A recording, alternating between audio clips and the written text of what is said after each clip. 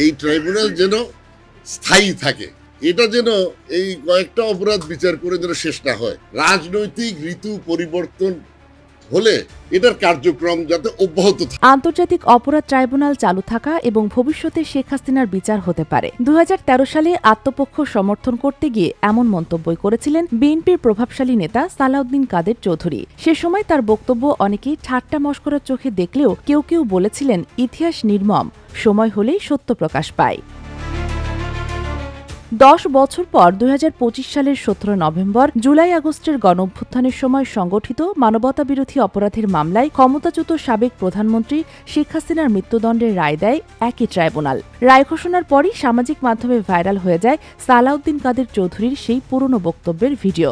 2013 সালের নভেম্বরেই মানবতাবিরোধী অপরাধে তার নিজস্ব মৃত্যুদণ্ড কার্যকর হয়েছিল।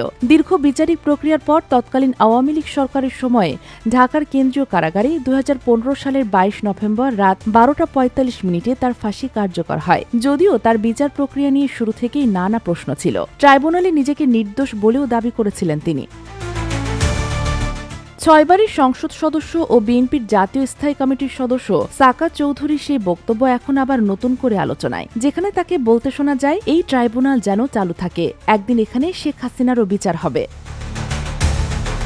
ক্ষমতাচ্যুত শেখ হাসিনার মৃত্যুদণ্ডের রায়ের পর সামাজিক যোগাযোগ মাধ্যম জুড়ে নানা প্রতিক্রিয়া দেখা দিয়েছে। অনেকেই সাকা চৌধুরীর সেই মন্তব্যকে সময়চক্রের নির্মম বাস্তবতা বলে উল্লেখ করেছেন।